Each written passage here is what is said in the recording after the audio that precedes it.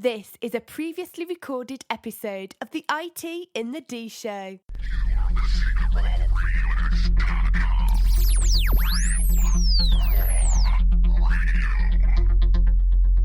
This is Max Headroom, and what you're about to witness is one of the most sinister-sounding intros to a trailer to one of the greatest epics ever.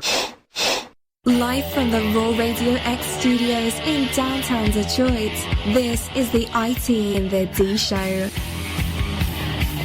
Alive! It's alive! It's alive! What's up, everybody? This is Billy Zapka. Sweep the leg. Listening to IT in the D Show. No mercy. The following program is intended for mature audiences. Dig you IT geeks.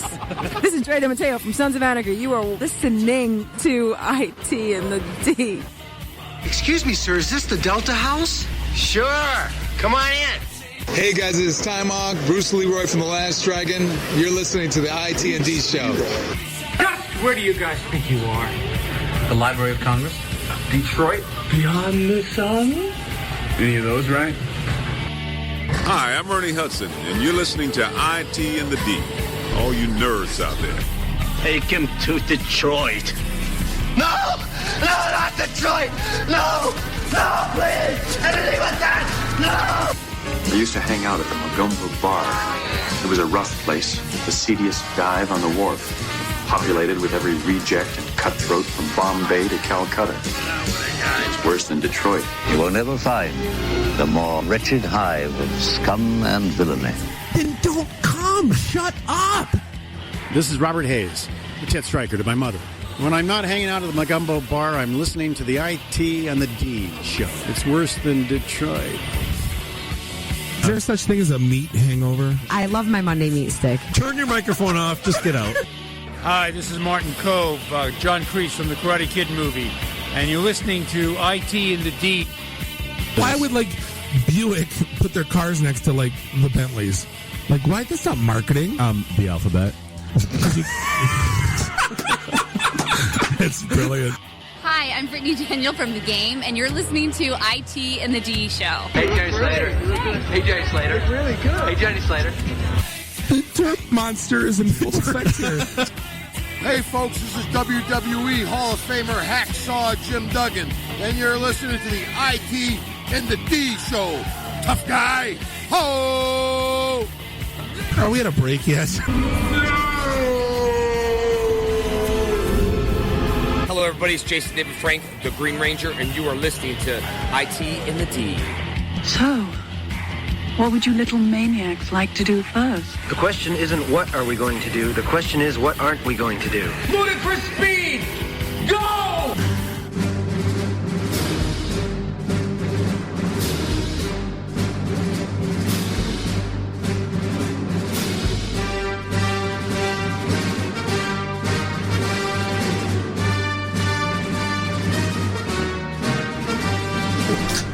And welcome to the IT and the D Show. We're at episode 46, or season 2, episode 2, however you want to look at it. Well, I like that one better. Well, it's like 3 minutes ago, you're like, what episode is this? We've done this so long, we actually forgot the number. We are I know, I forgot to. We are brought to you by... I kind of like season 2, episode 2. I feel like we should redo it. We should rename it. Yeah, we do. do. All right, start over. Intro, go. Mulligan, and we'll play the intro again. Welcome to episode 2, season 2, episode 2. Are you still talking? It's Chuck Woolery.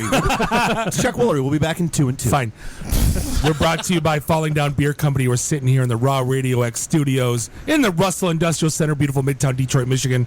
As always, we are hosted by Mr. Monday Night Bob the Sales Guy, Dave the Geek, Jeff the Voice of Reason.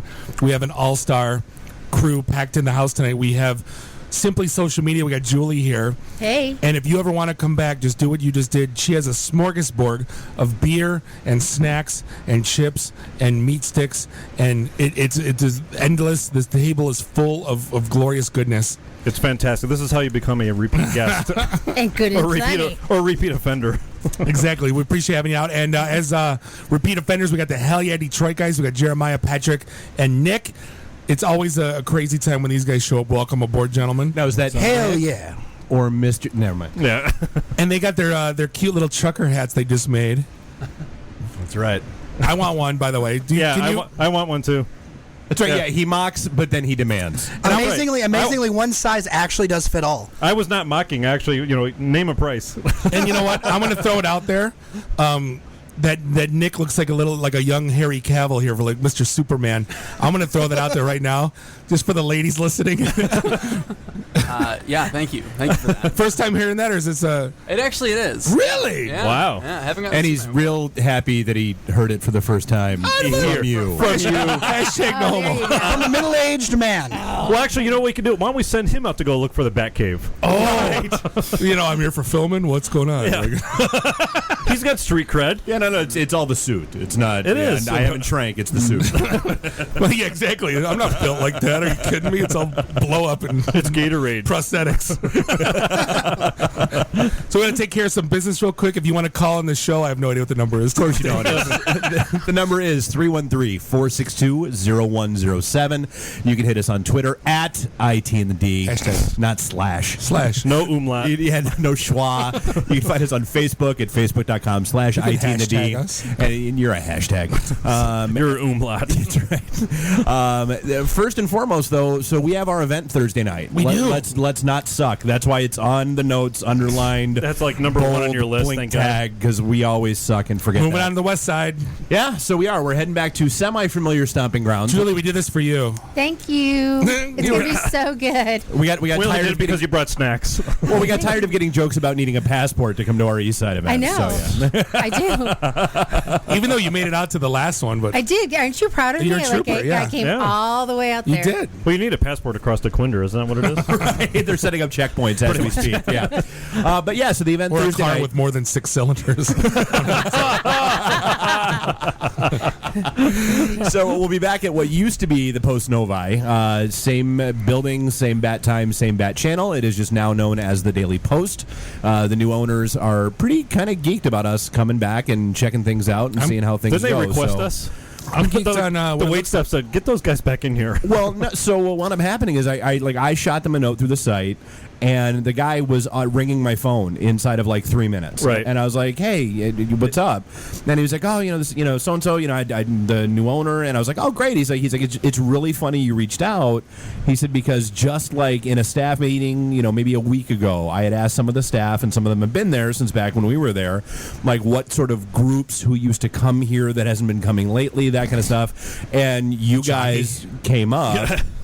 A bunch of unemployed IT geeks drank all of the stuff. That's right. Yeah, we used to come and drink all of the things, and then go on our merry way. We brought like 800 people there a couple times. Oh yeah, we had a couple of our pink slips there. Yeah, before we moved downtown. Yeah. You can fit 800 people in that place? It's got a capacity. Absolutely. Well, yeah, in the back patio area, that's like the sunroom, whatever. I used to DJ there. The capacity was, I think, 950. Yeah, we moved there after Commune because we destroyed Blackfin. Yeah. Well, Commune said no more. Well, at first Commune said Blackfin said no more. Well, at first Commune said, "Hey, we've got a capacity for 450. You guys are great. We'll eat it up." All right. And then we did an event there and then destroyed it.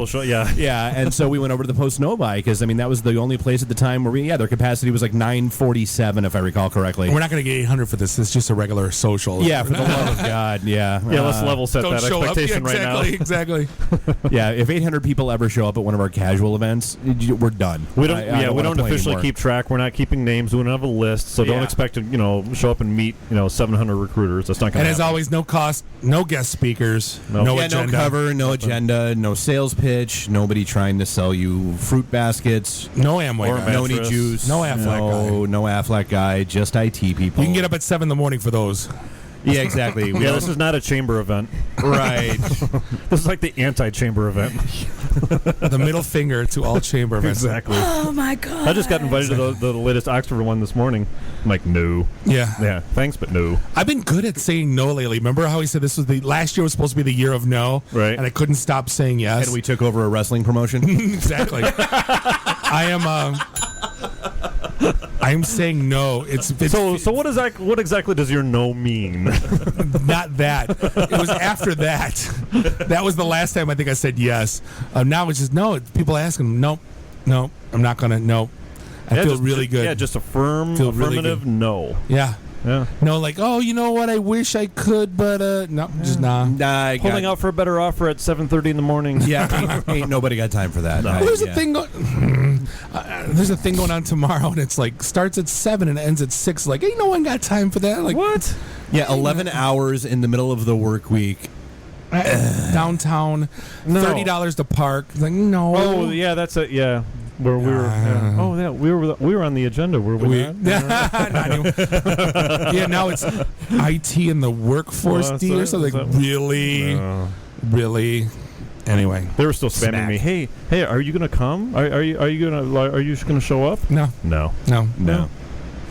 Anyways, moving on. So what's going on? Yeah, we have a lot of stuff on the list today. Hey, we do. I actually did some homework. I guess, you know what? Let's talk about the big one right off the bat. Let's talk about Comcast. I thought the World Cup.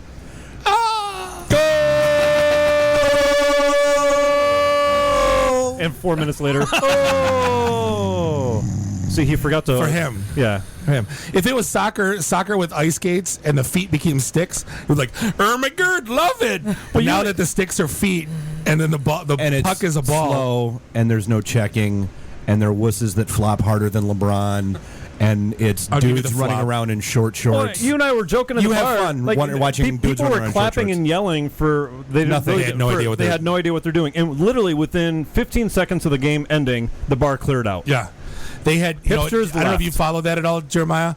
They were cheering at parts where like the guy would like kick it out of bounds, and like they're pretty intense. They were pretty intense. But they didn't. And I don't want to say like I know the. I've been around it my whole life. I grew up but immigrant parents. They were enthusiastic. Oh yeah, don't get me wrong. But the more Jameson you drink, the more enthusiastic you get about anything. But it's like you get one guy that starts to clap, and then they all clap, and it's like, why are we clapping? It's like there's pretty much the story of that bar. Yeah, to impress the soccer girls. So I thought there was going to be. I thought there was going to be. We know what we're doing. It's so exciting. There's going to be a hipster right when one of the TVs went out. Yeah, no kidding. But they were like, honest to God, when they scored that second goal, I've never heard like they were cheering like they just won the Powerball. And it's like I clap, like I'm like clap, but like these guys were like USA, USA. I was like I thought they put Miracle on Ice up on the screen. Well, the last time they cared about soccer was 4 years ago. Yeah. Anyway, all right, next Comcast. So let's turn your cable modem. So wait, just when we thought you couldn't get any dumber, you totally go and redeem yourself. And go. All your Wi-Fi hotspots belong to us. Right. Yeah, so in case you missed the memo, Comcast has done there was no memo. Yeah. Well, no, they said they sent out letters. Multiple reports says that they did. Yeah. I would have noticed that one. Yeah, so allegedly they are and there's a couple parts of this that make me laugh. So they're activating. They forgot stamps on the letters. Oh, return. That's a different office building. They never would have seen the returns. Oh. So they're activating your Wi-Fi router to basically saturate the area in Houston. Planet Houston. Yeah, exactly. Planet Houston. They're testing this in Houston, where they're gonna basically build public Wi-Fi by using everybody's home Wi-Fi router. Actually, it's already here in Detroit, and it's also been rolled out in California as well. I ran into it in my neighborhood last week. In California. Well, no. So you're saying it's out, it's out and about. It's there. They've done it. It's Comcast. Yeah, it's Comcastic. No, it's Crapcastic. Now, difference though. I mean, is it truly a Comcast Wi-Fi solution, or are these just dumb people that have their Wi-Fi routers? Oh on no! and don't know what they're When doing? I at my house see the Xfinity network, and you click it, and up comes a login screen for your Comcast account, and it's 100% Comcast. But it's because what they're doing is they have a side channel. They've got 2 channels in the router. See, and that's the part that makes me laugh, is you want to argue with me about how much bandwidth I can have, and yet you have a second channel in my router that can be used for public Wi-Fi? Kiss my ass. It's like having 2 pipes in the house and you only can use one of them. Right. They should don't pay get me us. wrong. I mean, I love the idea of a public mesh network. I think it's a great one. I just Not don't done like that. No, not done like that, but not done like that. You're slaving off other people's equipment without their permission. But on the other hand, that's what you signed up for. In the fine print. Is it? Fine print, and no one reads the fine print. No one reads it ever. So wait, wait. We are owned by our fine print that we don't read. It is amazing what's in there. You can't use iTunes. I just click OK. Right, exactly. Okay. But did you know you cannot use iTunes to make nuclear weapons? Look at you guys. It's in the fine print. It's on here. I don't know why you would use iTunes to make. Xfinity is on here too. I'll be darned. Well, wasn't that a big deal with iTunes? Wait. So Jeremiah, I'm sorry, Bob. So if I return the Comcast router and bought my own from Best Buy, there's your ticket. That's how you stop it. Yeah. Okay. Done. And you stop paying an $8 rental fee, which is if they're going to give other people free Wi-Fi off of your thing, they shouldn't charge you for the router. If I'm giving my neighbor free Wi-Fi, I don't want to be charged $8 for my Comcast lease for my router. Well, and not only that, but why don't you stop paying? No, but that's don't what it's they going to boil have to down to. pay- It's like, if I'm pulling it from my neighbor, why should I pay for this crap? Well, let's see how far that goes. Yeah.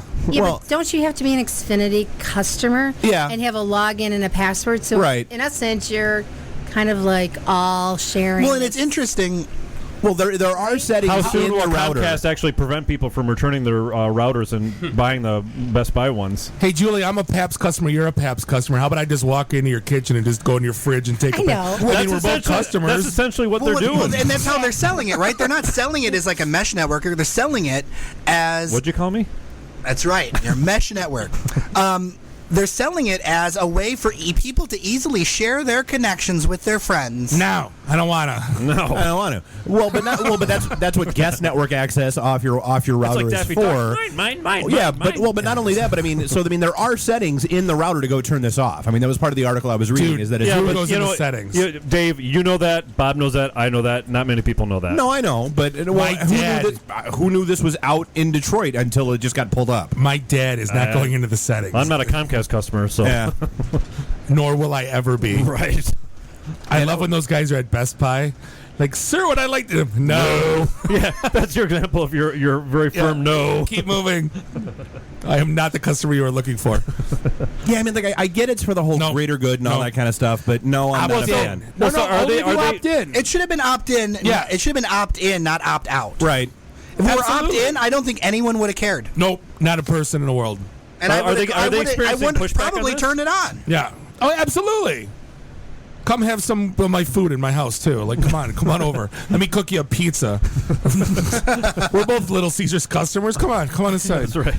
I'm shopping. And you know what? I'm shopping on Amazon. You want anything? Have a And slice. you know what? If people sign up through that, what they should do is they should give you a credit to your bill. Absolutely. Right. Yeah. So if I get 5 of my neighbors, 10, I should get like a massive discount on my bill. Exactly. And Why then not? Make it both sides, right? And then Make the it work. Comcast CEO goes on public. I don't know why everybody hates us. That's why. Right. Well, you saw the craziness about how with this all merger with Time Warner and all the like. Oh, yeah. How they're saying that in a release that no prices won't go up and no prices will go up and no, this won't even slow down the roll up of prices. Right. They're just saying it. We're going to merge and you're going to pay more. Congratulations. Well, because I mean that's the whole You've won thing. the prize. They're not even buying them to get the. It's not even a question of buying in mergers. They're trying to get that. They want to buy Time Warner basically as their defense mechanism against the Netflix, Hulu's, all the other on-demand online streaming content that's out there. They own the pipe. That's exactly why they want to do it. Do you see Netflix is in fighting the Fed? They're like, why are we so slow on certain networks? We talked about it last week. Yeah, no, I didn't. But they're like, why are we so slow? That battle has just begun. That's going to get ugly real fast. But why don't we do like they do in Britain, where it's like common carrier? So British Telecom carries. British Telecom is basically the infrastructure, and then you can pick like 13 different providers in London. Because they're But a we can't dirty get that monarchy. here. We don't want to be like them. They don't have dentists, so we don't. Yeah, no.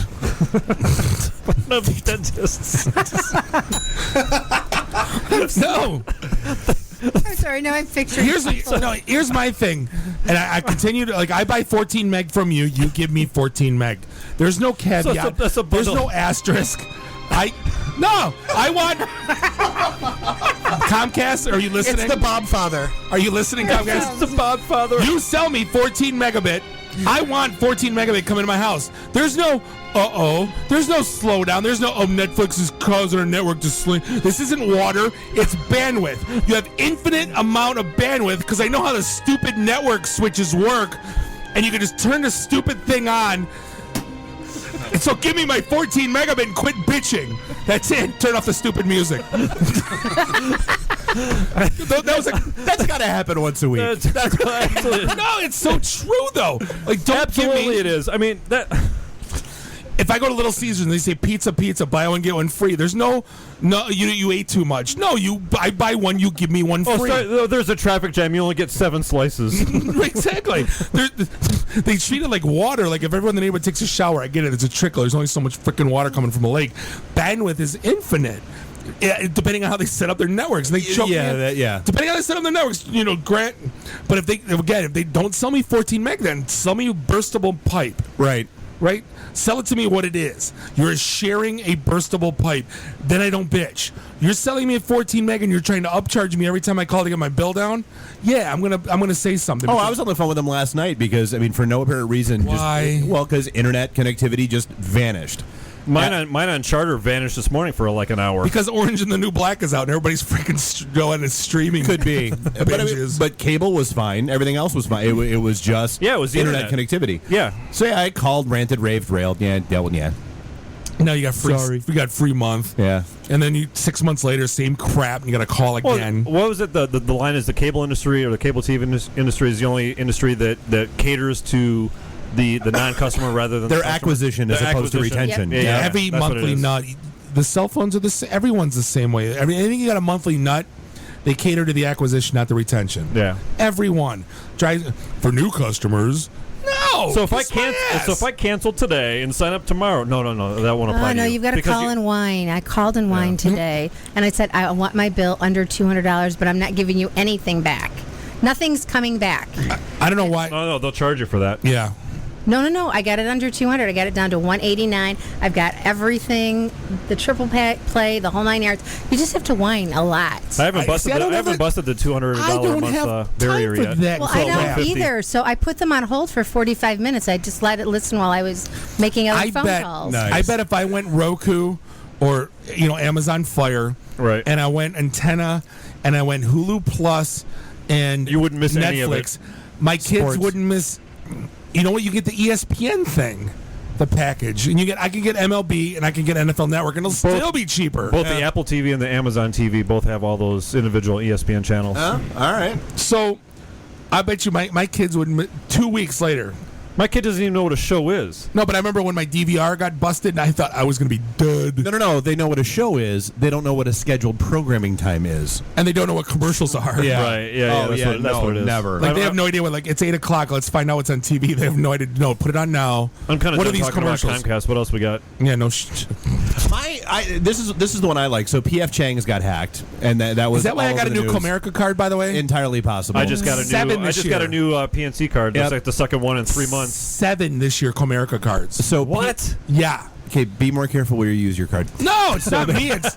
They don't call me for a breach. It's because they got breached. Yeah, they're being proactive, which is good. Yeah. Well, no, but the best part to me of the entire thing is that PF Chang's basically came out and said, it happened. We have no idea how it happened. We're not gonna know how this happened. So they took that's good. So they took all of the credit card processing machines out of their stores nationwide and went back to the old shunk imprinters. Wait. Did they take them out to the back parking lot and burn them? Oh, I hope they went all Office Space on them. They started serving the meals out of the hollowed out credit card. Yeah. So now there's gonna be people in the trash bins at PF Chang's looking for the damn carbons. This is 1979 all over again. Oh yeah. All I have to do is just go to like a regular analog telephone line and swipe that way. They don't need to go all the way down. Sounds to like the Dirt carbon. Monster is full of. It made me laugh. It's like Bluto and D-Days going through the dumpster getting the exactly the carbons. The carbons. It did like I can't believe we don't know how it happened. We're probably not going to know how it happened. Well, that's good that they actually admitted here's what we're doing. They admitted their incompetence, so that's fine. Yeah, we're stupid. Come eat our. If you didn't have Mongolian beef, I wouldn't go there anyway. Bastards. How spicy do you want your Chang sauce? Can I request a table in the kitchen? Right. That mix thing they do is so stupid, by the way. Here's some mustard and soy sauce. Derp. How spicy do you want your Chang sauce? Yeah. Next. Yeah. What else do it is? So we're at day 100 since the Malaysian flight disappeared. Remember that now nobody's talking about anymore? Isn't that going to be an ABC television show? I'm sure it will. Yeah, wasn't it Lost? Yeah, they're at day 100. They're over $100 and some odd million into this. Wait, no. Wait, who is the American government or everyone? Australia's in like 100. Australia, yeah. But Malaysia's in for like 50 cents, and Australia's in for like a couple $100 million. 50 cents. I think that's where I saw the news article. Yeah, it's sad, but it's true. That's pathetic, actually. Well, that's what everybody's kind of freaking out about because they're like, okay, now, so they've basically abdicated all the responsibility for the search to Australia. Good. But yet, when the plane is found, it has to get delivered back to Malaysia, and they run the investigation. Fine. Okay, but if you can't handle the search, not our problem. Sorry. They're the ones. But what they were saying, though, and this is really... It was a fascinating conspiracy theory a month and a half ago. But where the NTSB is now... It's at the bottom of the ocean. Well, but why? So, I mean, that's what they're saying. Is so this is why they want to find it and why they say the investigation is going to go wrong is because they're like, with each passing day where there's nothing... it's less and less likely that it was a terrorist or some other incident or something like that. So therefore, what the hell went wrong with the plane? Because it would be nice to know if there's a structural flaw with 777s in general that cause planes to just break up and go to the bottom of the ocean. No, remember we talked about that? They didn't get the option for tracking? Yeah. No. It was a 777 1.9, not 2.0. You want power steering? How much extra is it? $50? No. No. You need a co-pilot? No. Otto the co-pilot? Yes. Yeah. Roger. Over, under. You don't really think it's not terrorism, do you? It is not. No. I don't think I'm not going to speculate on anything I don't know. Somebody would have taken credit for it by now. Oh, yeah, Don't you absolutely. think they just wanted to try to see if they could do it? No. 100 days out, somebody would have taken credit for That's it a by kid shooting a laser out of his window at a plane. That's not... Maybe that happened. Oh, it finally happened. A laser pointer on the top of Kuala Lumpur. Maybe they took 15 lasers and taped them together and made a really big This isn't a Pink Floyd concert, all right? Hey, I'm no better than CNN. They were speculating stupider shit. Well, CNN is nothing but this story. Exactly. Well, no, but did you see the house fire? Like CNN covering the house fire? What? No, the house was going to fall off the cliff. Oh, yeah. And So they're all lit like, on fire, they've placed hay bales in there somewhere. We haven't verified where, but they're about to light them. It's burning. Bill, back to you. It's burning. amazing how quickly it's burning. no. Well, of course it's burning fast. It's lit by trained professionals. Firefighters lit it. They know what the hell they're doing. Kind of like Building 7. Let's be surprised. Did I say that out loud? Why didn't they just let the stupid house fall into the ocean? They didn't want it to, Well, let it on fire and then kick it off the cliff. That would actually be fun to watch. Get jacks up in the garage. I'm sure Michael Bay would have paid them to be able to film that. Wasn't that Iron Man 3? That would have been great. Yeah, exactly.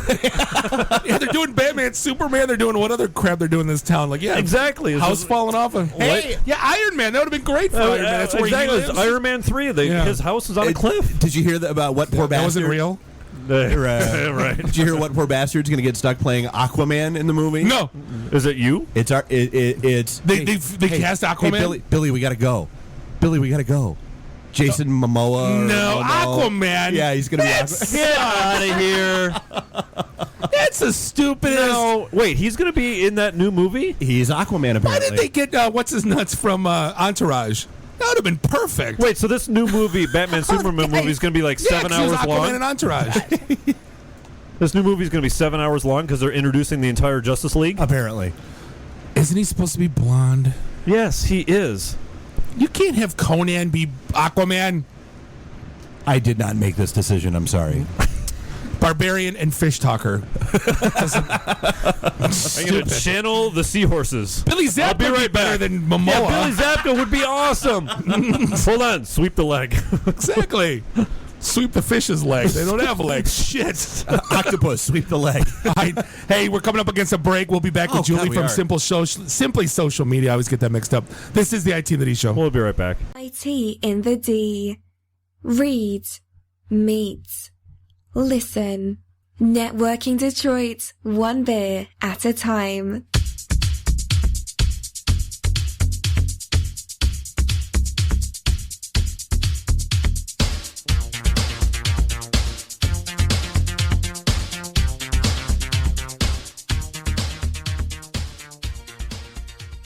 This is a previously recorded episode of the IT in the D Show.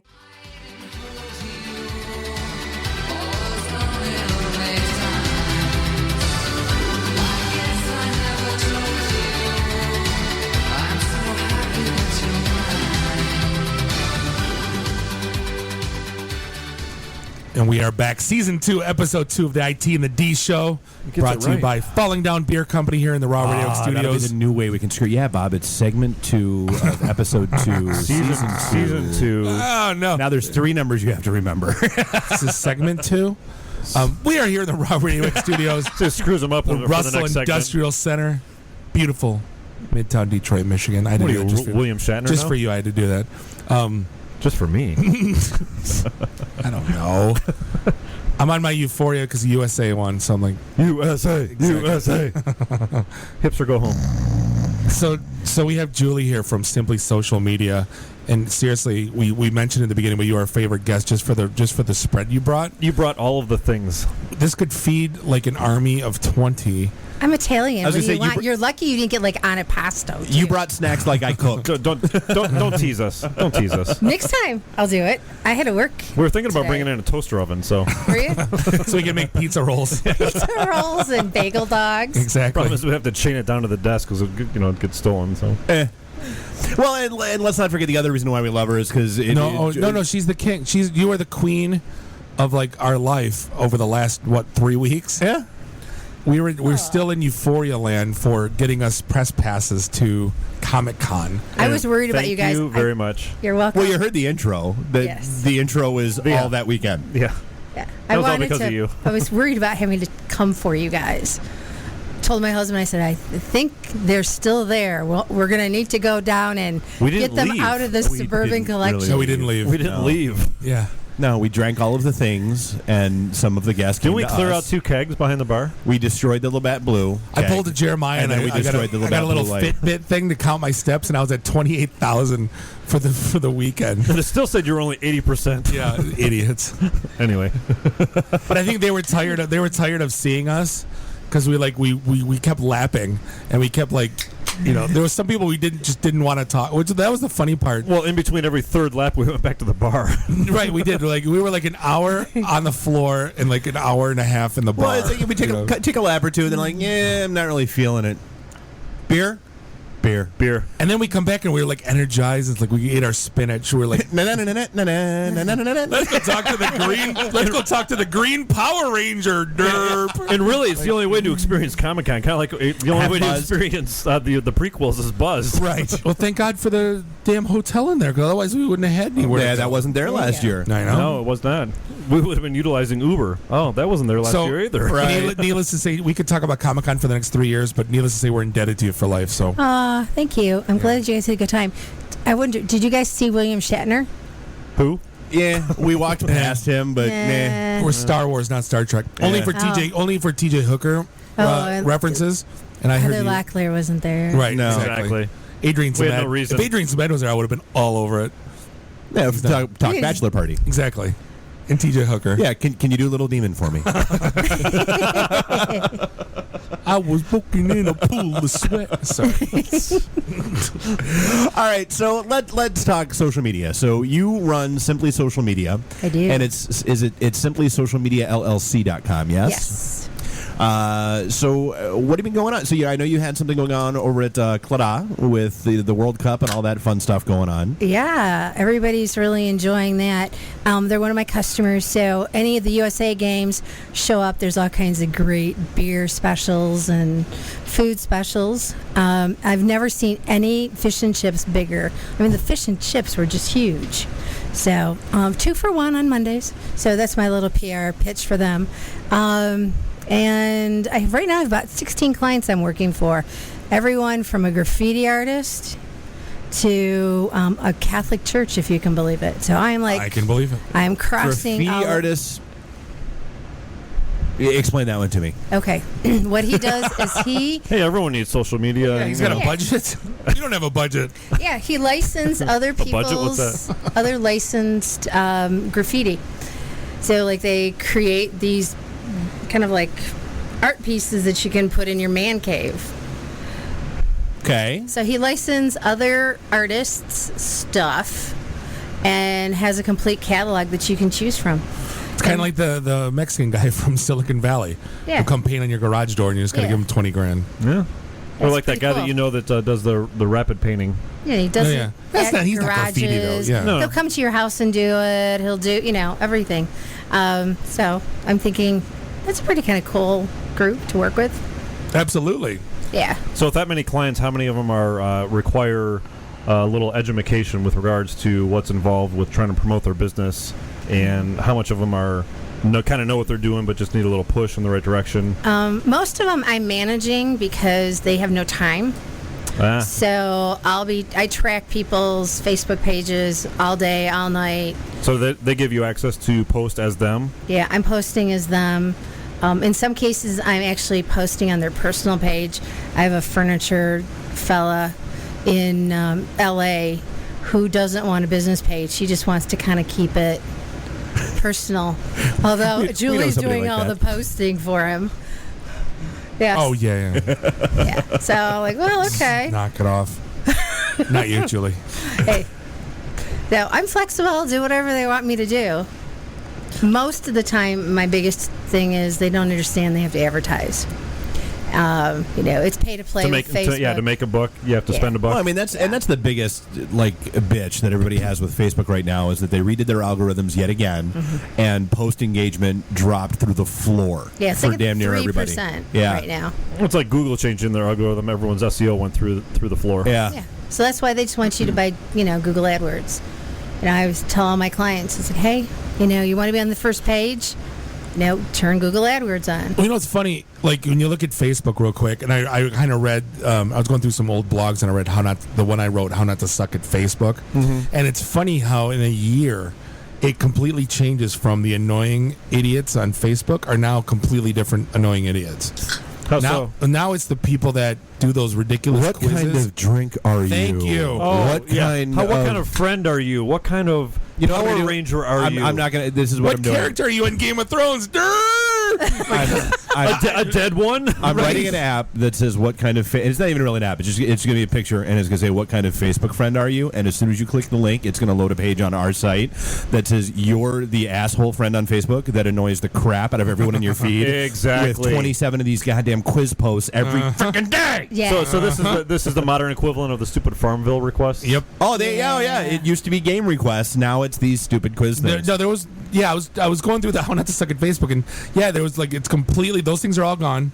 The crap people are posting about then, it's completely changed, and Well, that's why I don't even really understand why people. I mean, there are people that are still railing about people sending them game requests. I think what people finally clued into. Turn it off. Go block the game. Yeah, no, it's not that hard. Yeah, it's not that hard. Or just ignore it. I mean, it's not like you got to do anything. I saw someone put it on someone's wall and stop sending I'm me. still fascinated that there's people out there that think Facebook is the internet, kind of like AOL back in the day. Yeah. Yeah, we've made it so easy. A chimp can get on the internet now. No, there's people. I mean, they think Facebook is the internet.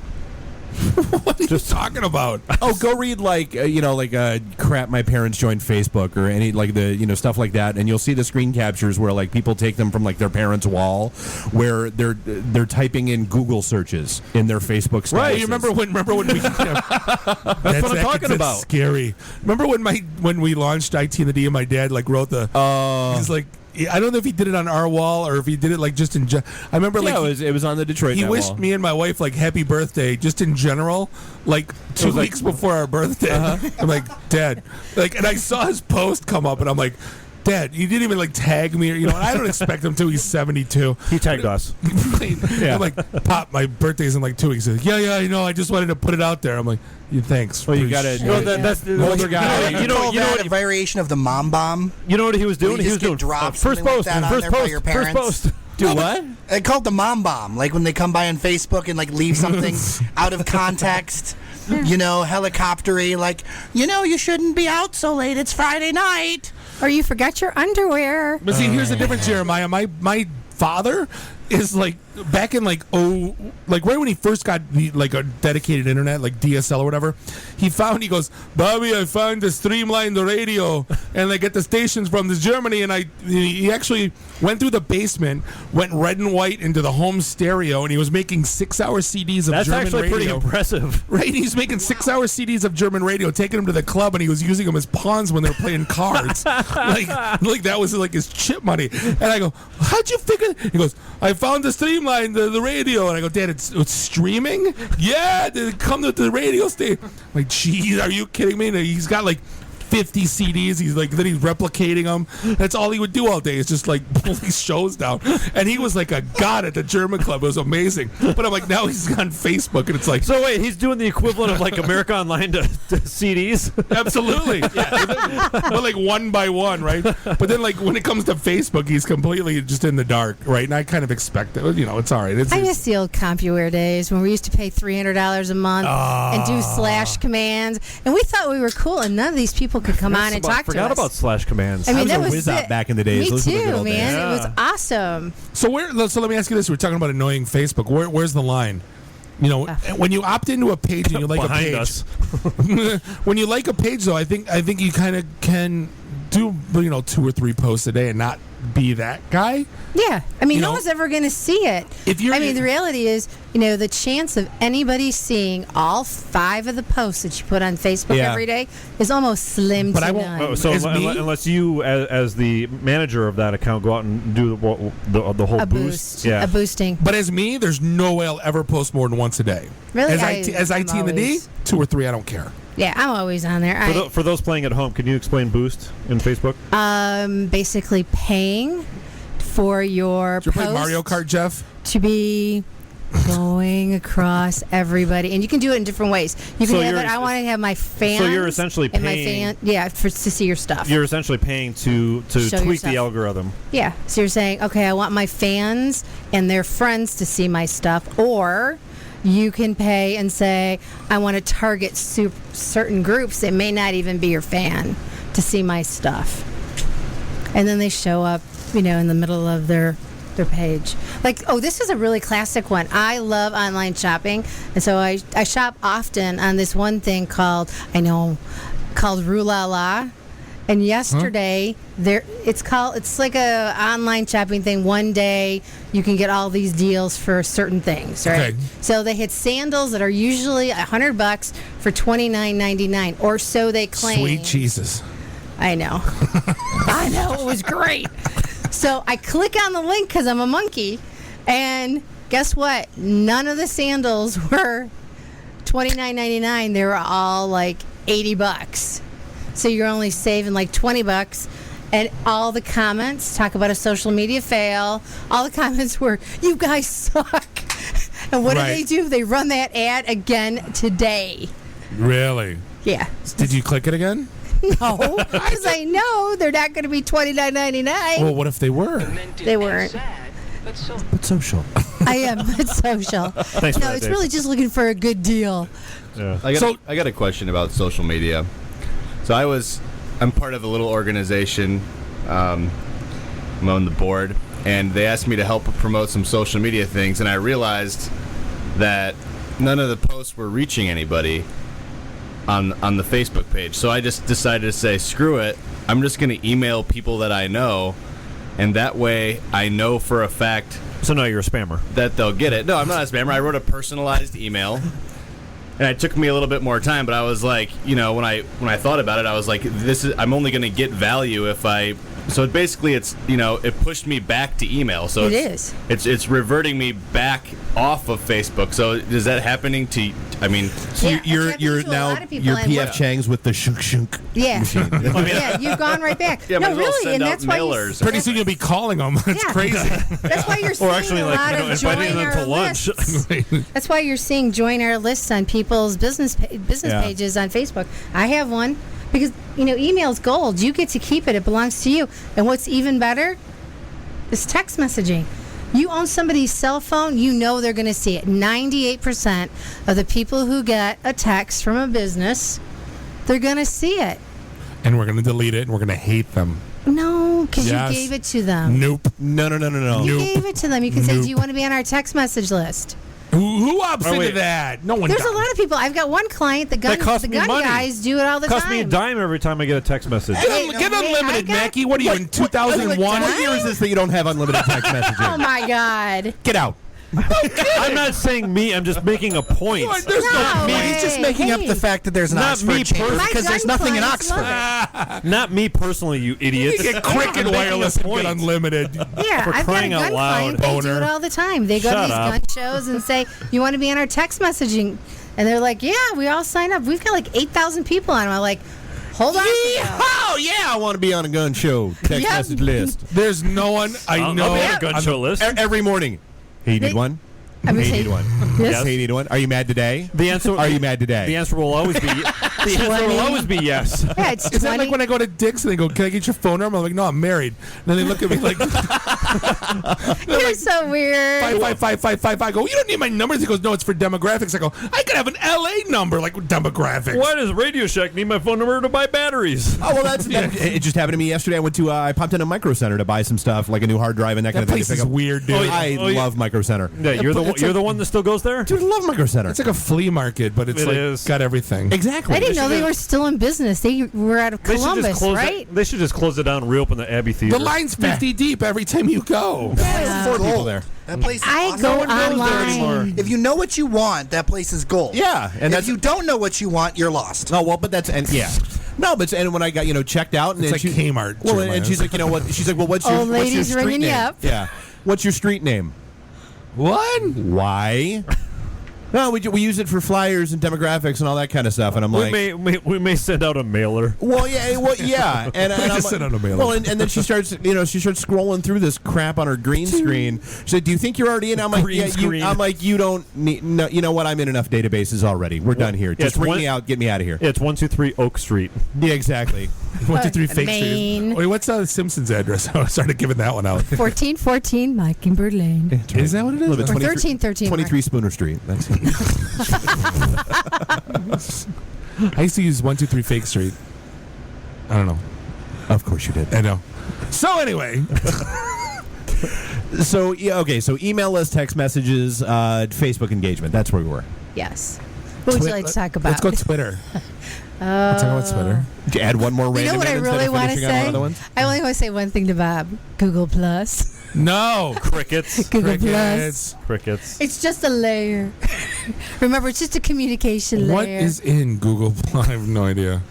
It's just a way for you to like put a bunch of To keywords in spam it. more of your crap that you spam everyone else in your others. Although what I'm Yes. reading nowadays is the whole Google Plus thing is being tied closer to the whole Google Local And Google For- AdWords, yes. Yeah, and Google AdWords. So like they're tying in the brick and mortar. Mhm. So if you have a actual physical location, your Google Local is now tied into your Google Plus. So hence you should be more active on Google Plus. And hashtag the heck out of it because you can You don't boost your hashtag SEO. on- do you- Yes, you can. Oh, yeah. Yeah, Well- you can.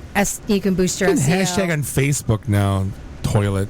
Well, speaking of I don't know of anybody who hashtags on Facebook unless they're just doing it through Hootsuite Mr. and not Hodge erasing Flemings. I think anything. every post of his is like Every 17. post from Hodge. Oh my has, yeah. God! Well, There's a that's because- jeweler in Birmingham that everything he writes is hashtag. Like it's got a sentence and there's like 15 hashtags. Well, that's the thing that we did. Don't Twitter all over my Facebook. We did that like 7 years ago. Yeah. And I won't Google on your MySpace. Exactly. Come over to MySpace. We'll Twitter all over your Facebook. I was kind of hoping he would take a hint, so I wrote hashtags kill puppies. We They kind do. of we kind of killed the hashtag on Detroit Day, didn't we? Yeah, pretty much. Well, and there was actually a rather fun thing that Jeremiah had shot over to us. The QR codes kill kittens or kill Yes. whatever. I love that. Every time you scan a QR code. Have you heard There's that a- guy speak? He's oh, actually, awesome. yeah, actually, sung karaoke with him on the roof of Motor City Casino once. That's outstanding. That's awesome. We managed to also do a duet while I was in the bathroom because they actually What? run the karaoke screen in the bathroom, like in the mirror. Good God. I saw him. I don't want to It hear is- about that. I was so much happier not knowing that. Dave, So did I- weird. Dave, did I tell you I saw, like, you know those Matt Code tool trucks that like drive around. It's like a kind of like portable sales, and they open up the doors. Snap-on tools. The guy's like, it's the those two. There's like a thing. It's like a techie mobile, and it's like this is the most technologically advanced vehicle ever. Like you read, and it's on the Batmobile. Then on the We back need of it, an IT and the D-mobile. then on the back of it, it's like the giant hashtag going, "We're so tech."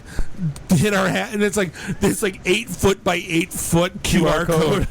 It's like, I'm gonna hold my phone out while I'm driving 90 miles an hour down 75. 90, more like 120. Right, so I can see what kind of tools you're selling. Awesome. Yeah, I know exactly. What marketing guy pitched that one? And people are like, yes, that sounds. We're gonna paint all of our trucks like this.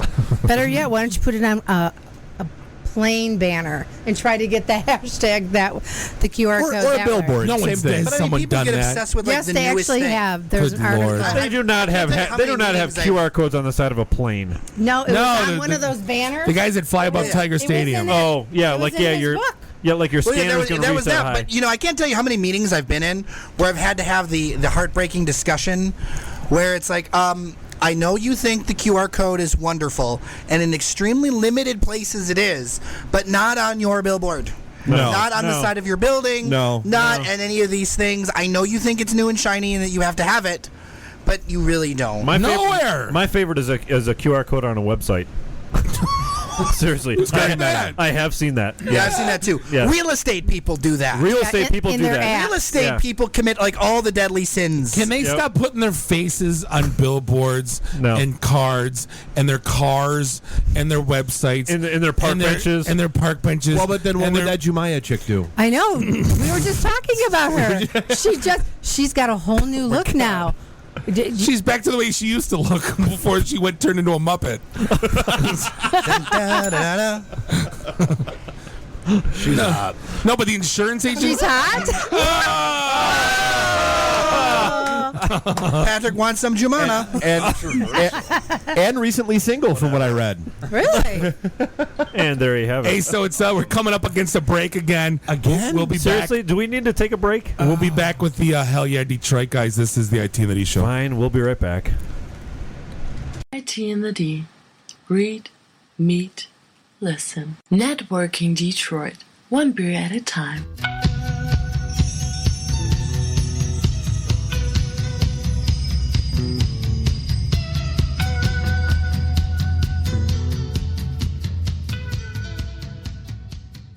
This is a previously recorded episode of the IT in the D show.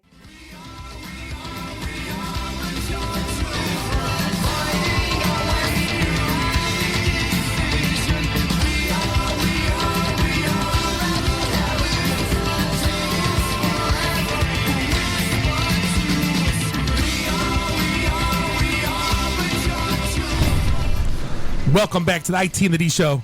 Season 2, Episode 2, Segment 3. Yay!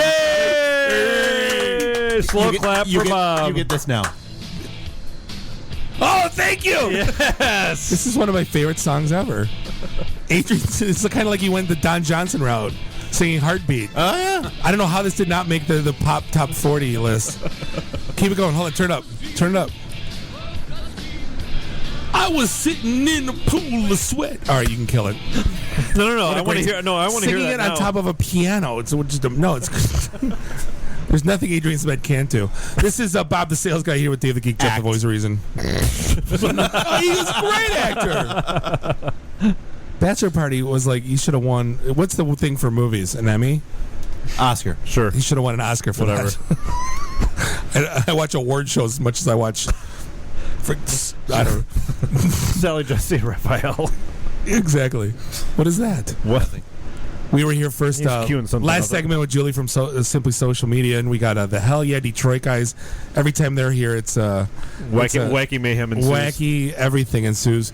We're not. Are we going to talk about driving bikes down 8 Mile again? No. Thank you. We did that. Yep. Oh, we did that already. Yep. So I know you guys were at Mackinac Island. Was it 2 weeks ago? Yeah, about 2 weeks ago, yeah. I heard that was. Now, how the hell did you guys get invited to that? Yeah, why were we not invited? The hell? Well, considering that statement you made about chambers, the Mackinac Island Policy Conference is put on by the Detroit Regional Chamber. Damn it! Oh. Is that what you were doing? Really? He's looking for Heartbeat the whole time. The whole time. The whole time. Heartbeat. Bob, just reach underneath and pull the keyboard cord out. He's like a paramedic going, looking for a heartbeat. Now, I'd like to see that AMS guy in the city. That would be awesome. Exactly. So you're saying Breaks out in song. so you're saying there's not a chance for us because we're dissing the Chambers. Well, no, I'm sure there is, but it just happened to be something that Well, we. the CIO of the Detroit Chamber has DetroitNet.net. Like when we used to be DetroitNet.org. Like I looked it up and I looked at who his record. I go, Hans Erickson, you got DetroitNet.net. I go, you fiend, you clown. Like you're trying to steal our name. I feel like he should arrive to work in a Viking ship. Right? Like right in the Detroit River. Like, I am Hans Erickson. I am bring the IT. And on Columbus Day, he should protest every year. I was here first. Exactly. My people found it first, you stupid Italians. There, Yeah, but first him to leave. Yeah, but you know he was wearing a funny hat, so. No, in all seriousness, Jeremiah. So what was I guess what was the what was going on down there? What do you do? So what exactly do you do here? So other than fudge and horse crap, how was Mackinac? Well, the fudge was excellent. And how was the bike ride? The bike ride was, of course, excellent, and the natives the were tourists, friendly. The natives are friendly. Natives are friendly. Natives are friendly. I hear the swimming was fabulous. It was wonderful. Refreshing. All right, moving right Wasn't along. there ice still on there? No, not in that straight. But you go a couple miles either direction, you'd find some ice. Nice. Actually, it was a really good experience. I've covered a lot of conferences over the years. Auto shows, newsy things, politicians talking about whatever the hell they talk about. All the different things over the years. And very rarely do I find anything of value. I mean, it's news value. You've got to report it, etc. But it's out of like 200 press conferences I've been to, there's maybe 10 that have made like an actual difference with people. Right. You've actually been to 200 press conferences? Yes, I have. Good Lord Almighty. I give you more credit than. Oh, my God. That's what you have. There's a line we draw here. Like you have to draw that line. I'm just throwing that out there. This is what we have Nick for. That's what he's in for next. Oh, These nice next 5 going. years are press conferences. Nick. New guy. I shot the one. It's not the most exciting. So what was your takeaways from Mackinac? Anything good? I think there's a few things. I think number one, don't look at the sessions as the takeaway. The reality is that all of these people from different political parties, different interest persuasions, many of which do not align with what you see in the media. Many times you will see people who are friendly and get along as they should because they have to work together and there are leaders. You've got the base that everyone has to play to raise money, right? Because you have to raise so much money in the political system today. One of the great things I liked about Mackinac was everyone was on the porch talking about things, making connections, and networking one beer at a time.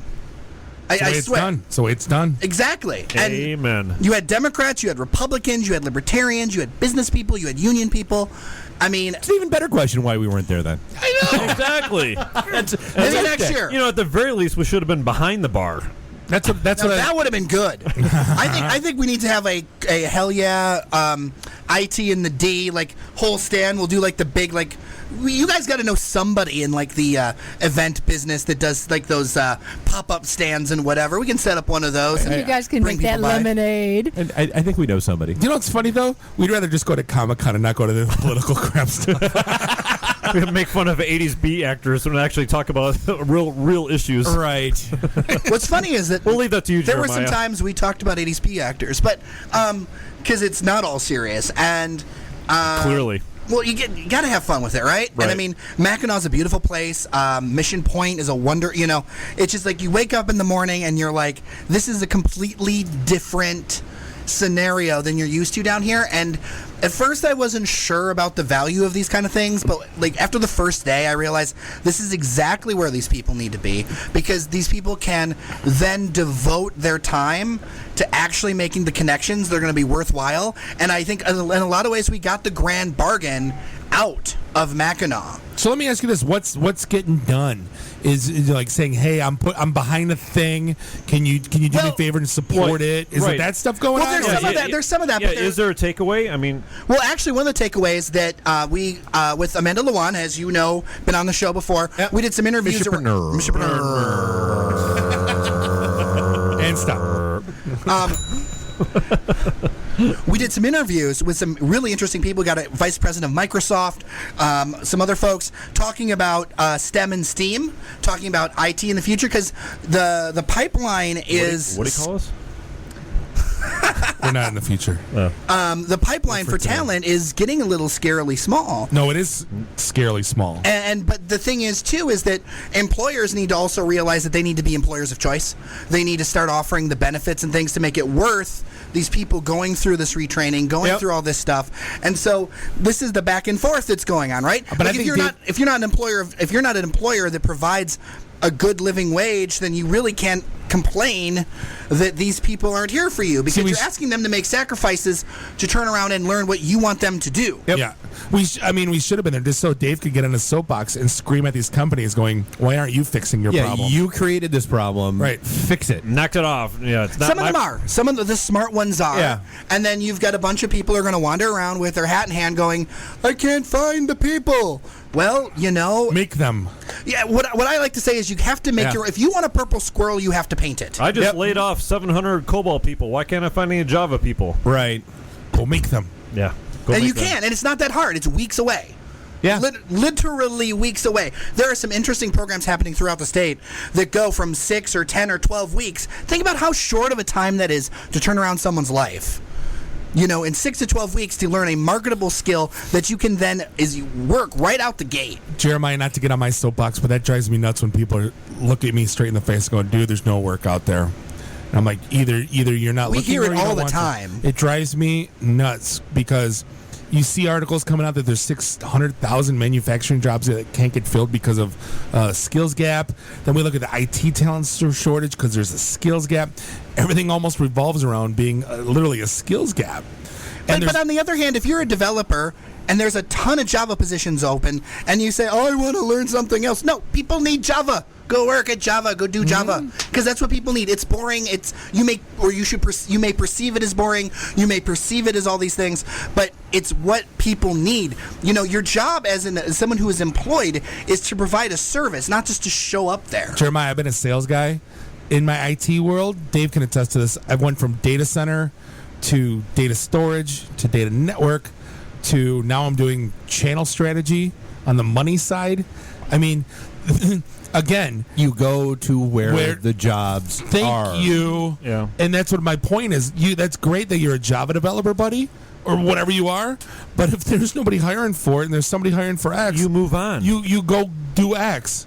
Right? Go where the check is. Not. I don't hold out for a management position. Yeah, there's no way I was going to sit there and go, "I will only sell data center because that's what I started in." No. Well, we talked about this last week. Nintendo, as a company, has been around since the 1868 or whatever it is. Why? Because they're not still making board games. That's not what they do anymore. They evolved with the marketplace, and they're still around. They're forever catering later. to their customers. Well, and the good news is that there's a lot of people who understand that. The scary part is that you still have some people who are sitting there going, "What's code?" And that actually happened in a session.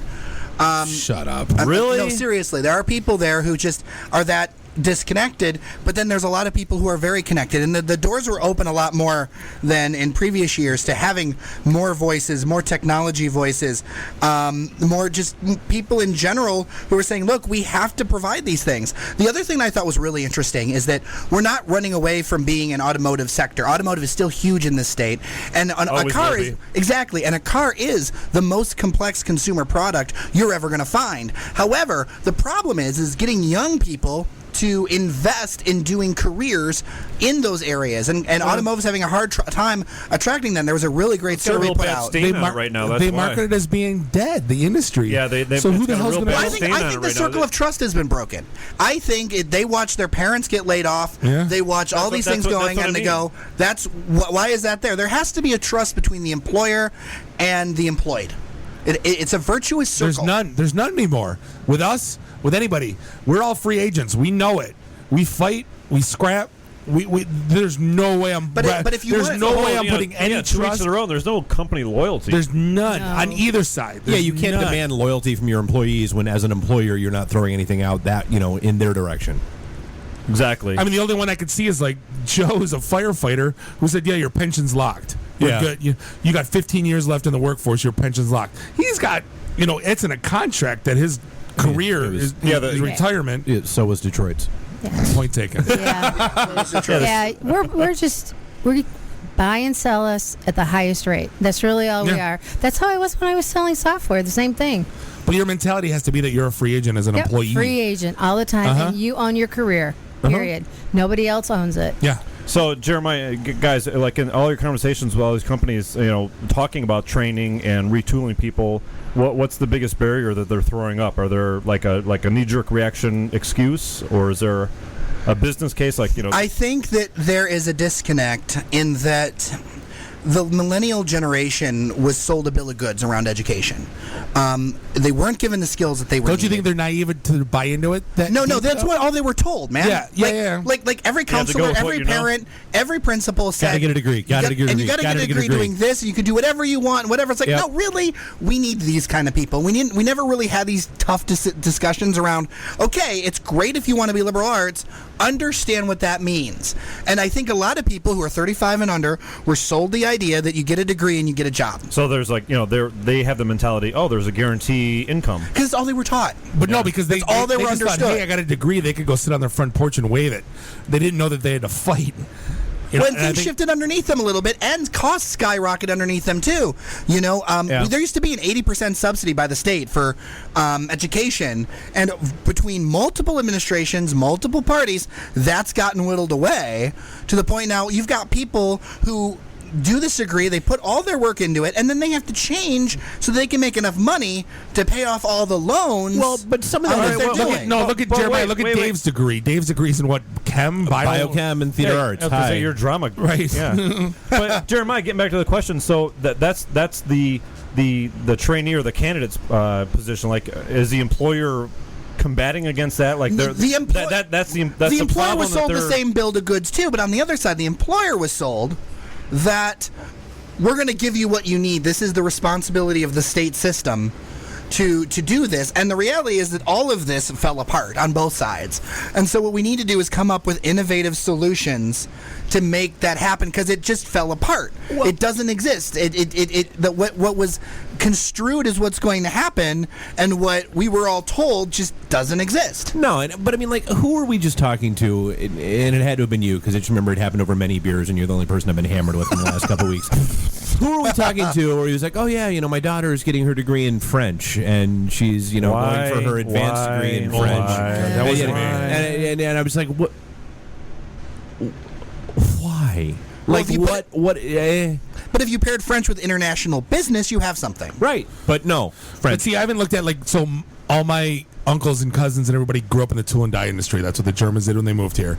And there used to be apprenticeship programs, right, where they would bring kids up that were 20 and they would teach them the ropes for 4. It was kind of like going to college, right? That stuff don't exist today. I think you're going to see more of that in the next 12 months. That was something that was talked about. That's what Matt Squared is trying to do. That's what MEDC is trying to do with their Matt Squared program. And not enough people know about all the things that the MEDC is doing, and they need to do, just getting that outreach out there, not just to employers, but being clear to employers on the benefits that they have there, and then also being clear to the average people and saying, this is something that we can do, that we can help pivot you and get you into the workforce. You even look at MishWorks, those programs that they had that we pushed people through, the No Worker Left Behind programs and the HIT programs. I mean, hundreds of people flew, but why are they relying on people like us to promote it? And no one knew about it. And to me, that's kind of not saying that they're not doing their job, but they can't. They don't know how to market. They don't know how to market. They're not marketers at all. Yeah, they're not marketers. Yeah. And I think there needs to be a realization. So Pure Michigan has done a wonderful job, right? Because it was a government thing where they realized that they need marketers who can do Pure Michigan, and now it's one of the most popular brands in the world as far as social media. Let's go skiing and go to the sand dunes. Does not work here. But you know what? A good marketer knows what they're doing, and they can get that message across. Yeah, but his example is taking that and applying it to what we're talking about with jobs. Absolutely. Right. You should. It's the biggest low-hanging fruit that they have going. And if they want to retain, that's their biggest issue. Every time we talk to anybody, it's retention and keeping people here and not having them go down to Austin or Chicago or Silicon Valley. That's the way you do it. Well, and I think this is one thing, and I openly criticized. I generally am a moderate kind of guy, and I try to keep my own personal politics out of my reporting. But I do believe that's one area where if Governor Snyder acted like the Governor Snyder who was the CEO of a tech company, we'd be a lot further along the line. Because the thing is that it's just like you go back and forth. You can't act like a CEO when you're a governor. No, you can't. But I mean, that's too, and I think he's trying. But there are things that are like you waffly can't. that make no sense. Like, for instance, the Michigan Competitive Workforce Coalition is a group of businesses across the state who want to change the law so that it's, just along with other types of discrimination, you cannot be fired just for being gay, right? In this state, you can be fired, and the reason can be you're gay. You can get fired that for has to anything. change. But you that can has get to- fired for anything. You can get Michigan. But that's a protection that needs to be in our laws for multiple reasons. Not just because it's right, but also because it is part and parcel to attracting quality talent. Because younger talent now, they look at those things. These things are all part of a bigger picture. It's all at will employment, though. How do you justify one versus another when it's all at will employment? You can get fired for anything at any time. Yeah, you're wearing a purple shirt. I don't like that. You're fired. I mean, and we had this conversation before, just briefly. Like, I'm sorry, and I get it. And I'm not trying to be like the king of anti-PC police and all that kind of nonsense. But you know what? If you're going to pass legislation that says you cannot be fired for being gay, fine. I want riders in there that says, you know what? You cannot be fired for being straight. But if you read the actual point, Dave. text, it's more about the fact that you cannot be fired for any race, for any preference. Perfect. That's what it says. But why can't you just get fired and they don't have to give a reason? They don't. Yeah, Michigan's an You don't at-will have to give a state. reason, You don't have do to. they? You don't. An employer doesn't have to give a reason. at all. However, if you and I've seen this happen with companies, that's going to open up a huge can of worms. But I've seen this with companies. I'm When you keep doing transsexual, that, I'm people sorry. know about it. When you keep doing that, people know about That it. means you and can't fire- become, no, that and means it you becomes can't more fire difficult him. for you to hire people. No, but that also and I've becomes- watched it in action. That means you can be a lousy employee and say, you can't fire me because why? Because I'm gay. So you can't use because I'm going to sue you and So use Jeremiah, wouldn't that like the market correct itself they then? I mean, like that business would suffer the negative social impact of that. Well, I think in a those lot of ways, practices? a lot of our businesses are suffering from the negative impact of their practices across the board. I mean, when you lay off a bunch of people and then just say, okay, you're on your own, and then want them back a few years later, just like a couple years later, just like you guys talk about all the time, and then they wonder why people don't want to come back into the sector. Dude, look what GM did by killing their stock and then reissuing. Come on. Don't tell me that's not. When they talk about criminal, like in what Delta did or Northwest, to me, when you kill your stock and then reissue as if nothing happened, you just bastardized how many thousands of people's pensions that. it's like the Chrysler absolutely. pension. But more I companies could possibly buy from them again. Right. But I can't. You have no choice. I have no I think choice. some a lot of of the choices. best companies in America, though, you look at the Googles, you look at a lot of the places that rank very highly, they put their employees and their customers sort of at the first of who, they take care of their people. Well, but that's hilarious that you use Google as an example because They one of whack the people all the time. Well, no, not only that, but one of the stories that I read is that of all the tech companies that are out there, Google has one of the crappiest track records for diversity. They have like absolutely. They have like an 11 to 12. Technology is a huge diversity It's whiter problem. than the red hot sun. Dave, I told you that all the time. Go to an HP, go to a Dell, go to a Cisco sales kickoff. Oh, that's why I posted that And out stupid of meme. 10 I would never work for a company that didn't have a lot of diversity, on their website. If they can't hire a decent Photoshop guy, this is never going to work out. Right. No, it's almost like the standard uniform is the navy blue jacket with the gold pins and the khaki pants and the brown shoes. Yeah. There's 9,000 of those guys, all between 40 and 45 years old. 3 of them are women. And there's out of the other 1,000, you split it up through the rest. Yeah. And it's like that. It's everywhere. It's not good. I don't want to say it is what it is. Yeah. But no, I don't think it is good because it's been shown that it's not. No one said it's naturally good. diverse workforces are better because you bring in different points of view. Naturally diverse workforces of people who work together, who are female, have different races, different backgrounds. What they do is they bring different things to the table, and then the group as overall functions better. We and has agree better with ideas. you. We agree with you. We're not arguing with you at all. It's amazing that these things happen today, and they continue to happen. And like to Dave's point, you might say Google's a great place to work, but then at the same token, they're so not diverse. It's screwing up the trend. Oh, absolutely. But I think that's indicative of tech in general. I mean, you guys talked about one of the events here in Detroit that had 160 some people, and like 3 were black. Yeah. And that's a problem in a city that is 82% African American. We need to realize that it's there, and we need to acknowledge it. And we don't necessarily. We need to acknowledge it, and we need to do something about it. We can't always call Hosh. My question is like how is that our problem? See, that's exactly where I'm going. Why do I have to do something about that? Why can't they come to us? So if I'm running a publication that's showcasing successful businesses, and 10 out of 10 of them are run by white guys, and I can't find one that's run by a woman or a black. How is that? Like, well, actually, in general, I would say that you don't look hard enough, because there are a lot of female and African American entrepreneurs who are doing well in this city. Yeah, in that case, but in the case of finding tech talent, and none of them show up at our event that are but doesn't this come down to a degree? All right, let's talk about social circles. Right, people hang out with people like them. People hire people like them. They don't know who we are. We just say it's a tech event. Free to all. Right, but come show up. Think about your network for a second, and think about how many of those people reach into areas that you're talking about. True. And so it's not saying that it's wrong, but I'm saying is that the extra effort could really pay off. And the thing is that in a city like Detroit, where there's so little opportunity for so many people, and so many people have given up, the more chances we can give for people to have a hand up, the better. The more times we can show people that there are a diversity of careers out there that are available and things to be done, then that's a good thing.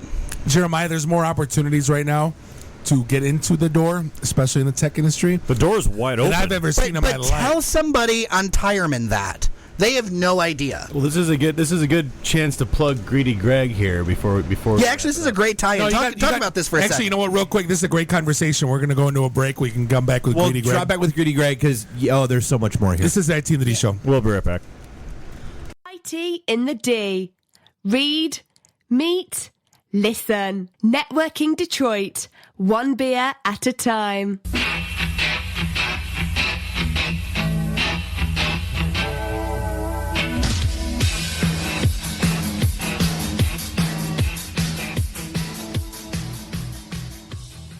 This is a previously recorded episode of the IT in the D show.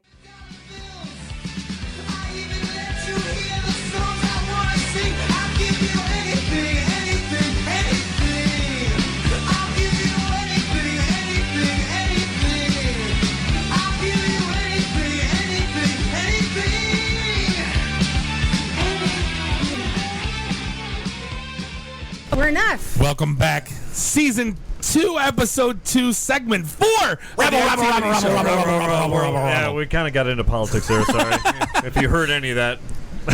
We are back. Feel the love. It is. No, we had a great conversation. We're back. This is Bob the Sales Guy here with Dave the Geek, Jeff the Voice of Reason, Julie from Simply Social. The hell yeah, had to guys. be the voice of reason there. It was getting ugly. We're having a ball. We had a good conversation. Thank you, Jeremiah. And we're going to pick the ball back up. I think... Patrick, what did you wanted to talk about Greedy Greg's great segue? Well, yeah, we were talking about people in the city and opportunities and diversity, and a good example is we went to this barbecue place that was actually on Parts Unknown with Anthony Bourdain. Yeah, I remember that. Called Greedy Greg's, and Parts Unknown is all about the food and the culture kind of, but they do mention that this is a Detroit entrepreneurial story. And, when we went to Greedy Greg's, basically has a little tent set up in what looks kind of like, an urban prairie out on Seymour and Gratiot. Chalmers. Seymour and Chalmers, right near Gratiot. Details. And, basically, he told us that his dream is to be an entrepreneur. He's selling barbecue.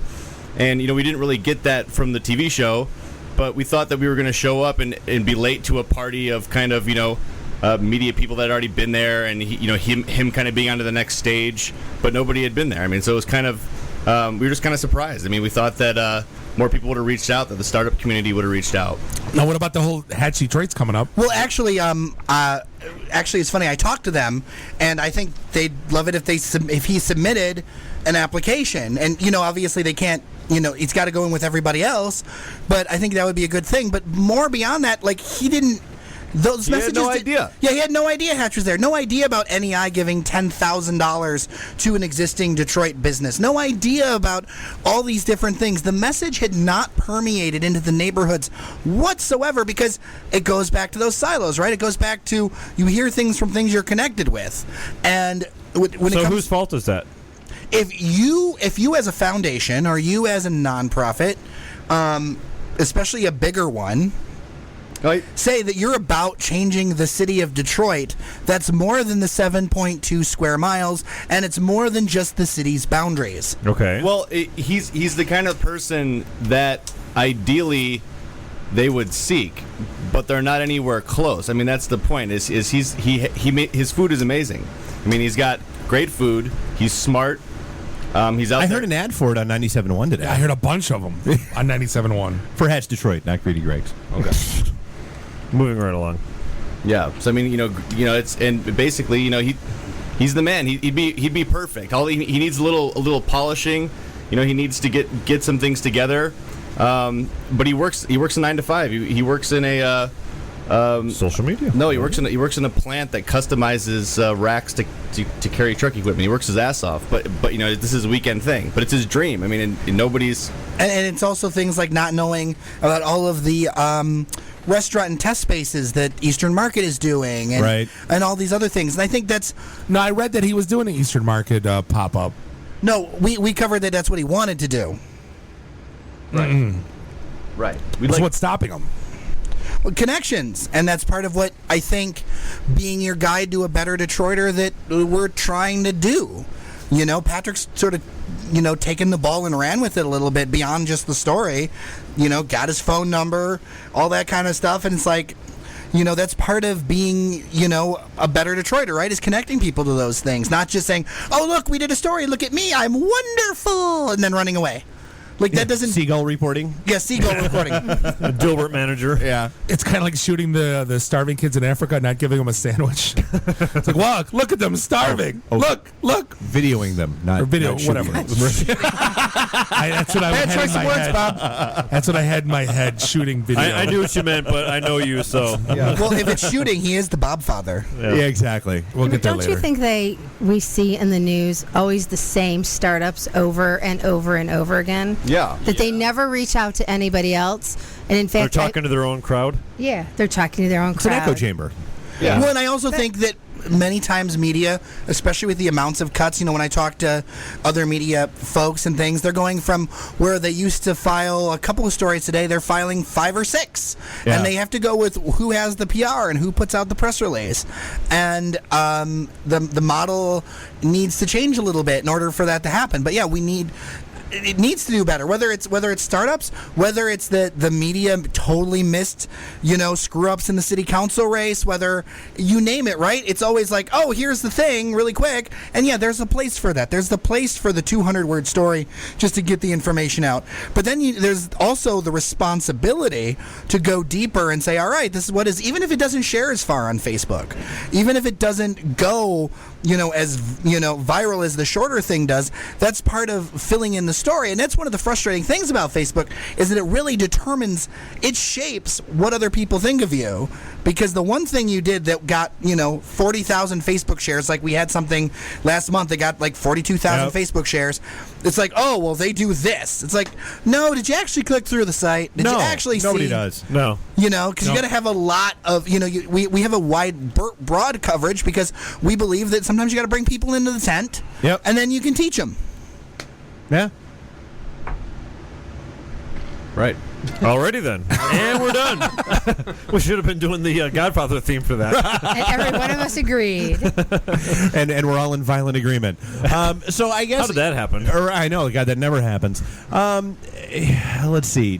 You know what? Let's dive back in to the whole diversity programs, training, all that fun stuff. it's a good topic, and it's something, we were actually just out yakking in the hallway about it, and I said, I get it, and problems exist and all that fun stuff, but where my heartburn kicks in and where my migraines start is when somebody tries to say, okay, you need to focus more of your attention over here and over here, and then, okay, that's fine, but that means that I'm not paying as much attention to these other folks that had an equal level of my attention before, and my whole shtick has predominantly been, you know what, the whole point of being treated equally should be stop demanding special treatment. And that's the part that keeps kicking me in the head about it. But I don't think that very few of the people who are trying to make something happen, who are the folks we're talking about, are looking for special treatment. They're really looking for a fair shake. Right. That's what it is. They just want a shot to do these things that other folks get much easier. It's harder. I mean, the number of African American VCs is minuscule. The amount of resources available in a city, I actually kind of praise what Mike Duggan talked about. I hope he follows through with it in creating startup incubators throughout the city in the neighborhoods. It's an idea that was floated. I hope he actually does it so that people can get to see these different things and more noise can be created around it, so it's not just you feeling like you're creating something special. It's, oh, this is cool over here. I want to add it. But isn't that so from the venture capital standpoint, isn't that reliant upon whoever has the money that's diving in, that's willing to be a VC firm? And so therefore, to the point where, okay, so Detroit is 80 some odd % black. If that's truly the issue, shouldn't there be more outreach to that community as a whole? But there really isn't that much VC money in the state. I mean, you're going to get painted that there's a lot, but compared to other regions and areas, our VC money is nowhere near where it should be. Well, I think the problem. Yeah, well, Jay-Z is off buying basketball teams. Come to Detroit, man. He needs to hook up with Russell Simmons. Russell Simmons got it right. Why does it need to be a competition for VC money? The problem with VC money is that it's high returns. They want to see these very, very high returns. What have you done for me today? Yeah. So when they invest in things, it's high risk because 1 out of 20 companies will generate a high return, but the what they look at is a narrow segment. The type of companies that can generate those high returns are tech companies, apps, technology, things like that. SaaS services. And that's when you look at this. When you look at Detroit, I mean, the slice of startups that do that compared to the general population of Detroit is small. I mean, Greedy Greg is not a tech company. He makes ribs. Right. But isn't that the beauty of Detroit, though? The beauty of Detroit is that the beauty of Detroit is that he could have an app to order the ribs. That would let you know when the ribs were done and you could pick them up. Like iRibs, like Domino's. Yeah, I love Five Guys. Oh yeah, did you hear that? They're launching Dom. Like basically, the new Domino's app will have Dom, like a Siri-like voice that will tell you when your stuff's ready. Yeah. Sorry. But you know what? The opportunity there is that in Detroit, we can do it different.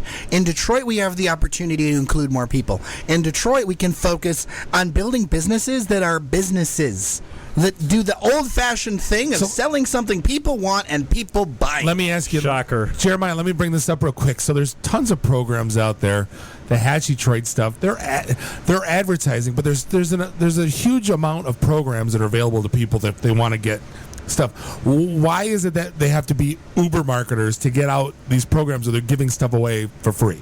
You follow where I'm going with that? I'm not. No, it's like Hatch Detroit, and they're like, "Well, I didn't know about Hatch Detroit." Well, like they're advertising, they're out there, they're giving stuff away. I mean, Hatch is doing the best that they can. I mean, they're like a 2-person team. So think about this: they are 2 people. But think about they're spending as much. They're spending as much in radio advertising as they are what they're giving away. Comerica is spending as much in radio ads because that's for Comerica. I would think the onus in that particular scenario. I would think the onus is on the entrepreneur, the person that's trying to start their business, get the word out. I would think that if they're doing their proper research and boots on the ground, trying to get as much exposure as possible, they would know about Hatch Detroit. And if they don't, shame on them. I agree with you. So it's up to you if you're starting a business. Yeah. I mean, you have to do the legwork. Well, No, again, you gotta do the legwork. It comes back to the same conversation we were just having about you are the only person in control of your career. Nobody's going to hand it to you. Nobody's going to spoon feed it to you. You have to go get it. However, Yeah, I mean, go However, ahead. I mean, I think people assume that the marketing is out there. I've kind of come from my career is kind of in the grant writing industry, and granting agencies don't necessarily want a shitload of applications for those grants. That's more work for them. They know that that's like a recruiter putting out a job posting. Right, exactly. Yeah. And it kind of goes back to it's kind of like online dating. Like ideally on online dating, you'd get maybe 4 or 5 people that were really good, and then you can select one and take your time and think about each one. It's the same when you put out a job app or a grant app. These are not democratic people. They're the same people who. They're the same people. People are people, and they want their work to be easy. What about all those people who come to this country? And we see them all over. I mean, they come here. They don't have 2 dimes to their name, and they have a business. They start a business. They don't look for loans. They don't look for grants. My grandfather dug ditches, sold tomatoes at the corner. Yeah, but also there's moonshine. I did the same thing. I went to school. I worked 2 full-time jobs to go through school. I was dead tired every day, and I started a business from scratch without a loan, without a dime, without anybody helping me. And I mean, you just got to do it. I think it's a little tough to put yourself into the shoes of someone who you very well may know absolutely nothing about, though. I mean, you don't really know Greg. You don't know what he's all about. The dude's busy. He's doing his thing, but I mean, for you to be like, well, I did it, I mean, that's very easy, but maybe he comes from a completely different world where that sort of mindset is not around. Hey, my mom was a maid. Greg's trying to get his name out there. I mean, and he didn't even know when you said you should get in a pop-up, he goes, what's a pop-up? So there's a lack of communication. I mean, Greg could have scoured the internet for all the options. But, I mean, Well, no, I don't think it's a lack of communication. I think it's a lack of education with regards to social media. That's kind of what I was talking about, Julie. No, but it's a capital thing, too. I want to open up a German beer garden. I want to open up a German bar. There's not one in town.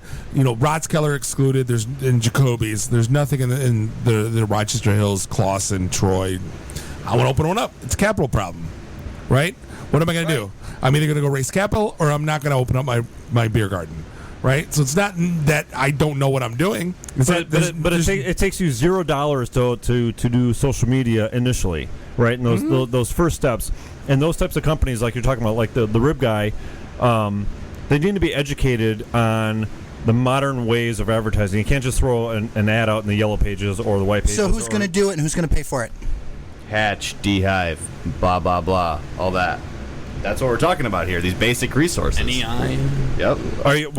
Your question is who's going to do the educating? Twitter's is free, man. Because there's all this money spent on infographics and funny, fancy printed things when that money should be spent on the simple stuff, saying, okay, you know what, here's a contract to go in there and we're going to have these entrepreneurship classes and we're going to do it on the ground and show people. And you know what? Only 1 out of 10 of those people maybe are going to do something with it, but it needs to be there. And that's the thing. It's like we see all the ridiculous stuff downtown sometimes where it's like, how much did you spend on printing how many of these things? And they're all sitting at the co-working space, piling up, doing nothing. Right. Because they don't provide any value. Because they made somebody feel better. And it made somebody feel like they're making a difference. And it's not about feeling like you make a difference. People need to start making a difference. And people need to start putting themselves in other people's shoes. People need to start realizing that it's screwed up over Jeremiah, there. Isn't it all about the feeling these days? Like, if you buy this product, we'll plant a tree in Zimbabwe. Like, well, shoot, what are you doing here? But it's like, but I feel good because I planted a tree. Well, that's why I wish there were more free market solutions for this, right? This is why Hell Yeah Detroit is not yet another, non-profit publication. We don't really make a profit, but we're not out with some kind of like, oh, we're going to wait for a grant. We're going to wait for this. We don't ask permission. We don't ask for anyone's, sympathy. We just go out there and we do it. You know, because we know what needs to happen out there, and so at some point along, you know, people are going to follow along and go along with it, and they have to the tune of like 100,000 people. Well, and I get that, but so because I mean that's the same thing that we've done with our group and our events and all that stuff over the years. But I mean, here's and this is the only part where I think we disagree on is I don't like you telling me that we're not doing enough with our group in certain areas. Because to me, we do our group in all of the openly. areas. In all of the areas. You do. I mean, we don't. So I mean, like, I get it. Okay, so let's go back to what you said about so the pink slip party. Yeah, there were 3 black people walking around. We're not saying the pink slip party. I'm not saying your event. Yeah. Your events actually are amongst the most integrated events I ever see. So okay, but like to me, you're not the problem, Dave. It's on them. But this is true regardless whether it's maybe us or not. Maybe not your problem, Jeremiah. Yeah, but it's true whether it's us or not. Because so if you are there and you realize that there's not enough of you there, then do something to either A, get more of you there, or like B, the GDI. Yeah, or B, go do something on your own that is more focused on you, like GDI. Or Black Girls Code, or BPDA, or we've had them all in here. Yeah. Oh, I agree, and but that's the thing is that it's a process. It takes time. Yeah.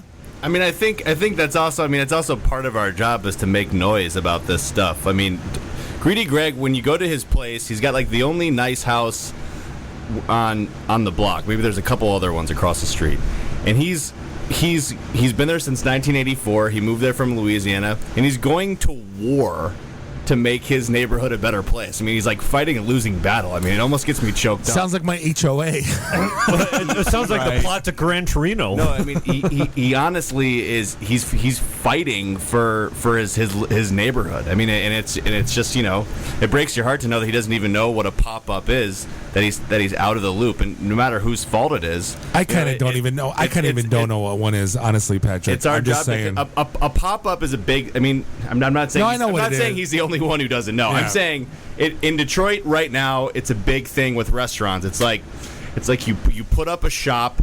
And it's basically a storefront. You have a little bit of a kitchen space. You can do it somewhere where it's not permanent. You bring in the food. You cook. You make some money. It's exposure. You get exposure. You do it in a bar. There's a German pop-up. Or Does you it do once a month or you something. do it in Eastern Market. Yeah, it's just a pop-up. And I mean, essentially, he has a pop-up. That's kind of what we said. Is like you kind of have a pop-up here in your yard. But you need it. The point of it is to get more exposure, and it's an intermediary step into getting a restaurant firmly planted. And lots of people have taken that intermediary step and have gotten to a physical location. Okay, but you know what? I'll ask the devil's advocate question. So if he's the last house in the neighborhood, and he's fighting a losing battle, just from strictly a triage perspective, at what point in time? It's like doctors in a battlefield ER. You know what? Can't save that one. Have to focus on this one that I actually have a shot at. Come get some barbecue with me. We'll see. Oh no! Don't get me wrong. I absolutely want to go. Just hearing you guys talk about it for the last half an hour, I absolutely want to go. I'm actually hungry right now. We'll take you there next week. But I mean, that's that is some of the reality of the situation that factors into some of these conversations and decisions. I'm sure, it's no different than Okay, yeah, there are 3 houses left on this street, and who was it? Marathon that wanted to buy them out, and they refused to move, even though it was like double the market value and all that kind of stuff, because that's where they were born and that's where they were raised and that's where they're always going to be. But then you run into some cultural issues there, right? So this is I'm going to step in here. So I'll edit it out in post. We're good. I'm going to step in here. So basically, to a lot of not all, but to a lot of African American families, a home is a homestead. Yep. Yeah. And that's where you stay. And that's your piece of the land that you got after a lot of struggle and a lot of history. Whereas to a lot of people, that's a lot of families. But a lot of African American, a lot of immigrant families, but to a majority of American culture, it's a liquidity tool. It's something you flip. It's something you stay in for a few years and then you make something out of it and you do something on Home Garden TV and whatever and you try to sell it for more. Like, it's two different views of what a home is. There's like an emotional, cultural connection to having that piece of land. I don't know that I agree that's more exclusive there. I mean, it's almost like I look at houses kind of the same way I've looked at, like, I've never walked into a job at least not in the past 20 years, where I didn't have the intention of that was the job I was going to retire from. You know, the 2 houses now that I've owned in the past 15 years. But I've seen so many people, especially right before the bubble crash. It's like, oh, gonna live in a place, flip it, move it 5 years. Well, but those are idiots. I mean, those are people that that are trying to, basically run a gamble. They're speculating. They're doing this, that, and the other thing. They're not looking at, or they're keeping up with the Joneses. Hey, Dave, I hate to do this. We're up against the hour. So what? There's nobody else here. We can keep That's yakking. Fine. Yeah, you want to keep yakking? Let's do it. Yeah, I just thought I'd throw it out there. IT and the D after dark. Exactly. Thank you very much. I've been wanting to do that for like 6 months. Let's go plus 2 hours. That'll be the first time ever. What is this? Oh, good God. Oh, God. Did you queued that up like a half an hour ago? I've been waiting ever since. You have. Yeah. No, so I mean, I do. I mean, I get what you're talking about. Microphone, and Julie. I get what you're talking about. Microphone. It's radio. We're still on the air. Yeah, we're still on. Yeah, we're still on. She's getting up, walking out, arguing. She's walking out the door. Podcast. Yeah. It is. I totally understand what you're talking about. From somebody who's created a life from scratch and did all the research and did all the things that I needed to do to be successful. I just feel like there's crutches that we've been given. There's people who are living on a crutch still. But that's not the majority. That's not the majority. And I do a lot of giving back. I mean, I do. No one's saying that you aren't doing anything wrong. No. I mean, like, that is the common reaction, that I am doing this, and so therefore I am, like, that's the typical reaction, because that's completely natural. I just feel it's a greater thing. It's a greater thing around. We don't talk politics on this show. No, and I just get that. feel like we're not making ownership. We don't take ownership anymore in this country. IT and the D, let it rip. Let it rip. Hashtag. No, but I mean, this is the 11:30 segment, right? This is the never before heard fifth segment. Going boldly where we've never gone before. I think another thing that's missing from this is that this guy is doing it all on his own. You know what I mean? But I mean, the point that we're trying to make is this guy was on national television. Anthony Bourdain and Charlie LaDuff. He got a huge break. I mean, he got a massive break. People. Luck of the draw, yeah. But nobody comes to visit him because of where he's at, and that's, like, he needs to get somewhere else, and that's the thing. And he wants to get somewhere else. Yeah. So that's where we're trying to step in. Is like he's not looking for a handout. He doesn't even want that. This conversation's odd to me, and I'm not gonna. No, just because I don't want to bring it in any other light. He's got a side gig. That's his side gig. I had a side gig. I got a side gig. I was put in a side gig. I was on the Everyone's got a side Free gig. Press Entertainment section. Big, huge, half-a-page article on me. No one said on the radio arguing that I should have a better gig on my side gig. Go get it. You know what I mean? It was up to me at that point. Why? I mean, to me, it's kind of silly that people are going, well, this guy should be better. Well, he should do what he wants to do. He did get it. No one cared. That's the problem. He was on national television. But what I'm saying is nobody. He got it. But wait. Was that enough? Was that enough for him to be motivated to seek out what it takes to move into whatever desired location that he wants to be in to attract the customers from the suburb? No. Because that's actually kind of what you're talking about, right? I'll go again. I'll go with the opposite point of view of that. He was on national television. Why aren't these groups that are out here that are supposed to be doing things in the area and improving the area, why is he having to hunt them down? Why aren't they going to him? Thank you. That's the point. That's what I'm saying. It's he was put out there. They're looking for people, and he hasn't been approached. They're looking for the right people. He is the right person. But why does he have to be approached? That was my point. So what's the answer to that question? He doesn't know. He was the one on TV. But what's the answer to that question? What's the answer to Dave's question? Why aren't people going there then? What is they are avoiding it? Literally scared of the neighborhood. That's it. Well, but again, that gets back to my earlier question. It's the That brings whole. up my question. It's the ER triage. You know, if it's in that, and maybe it's a communication We're issue. talking about a person here.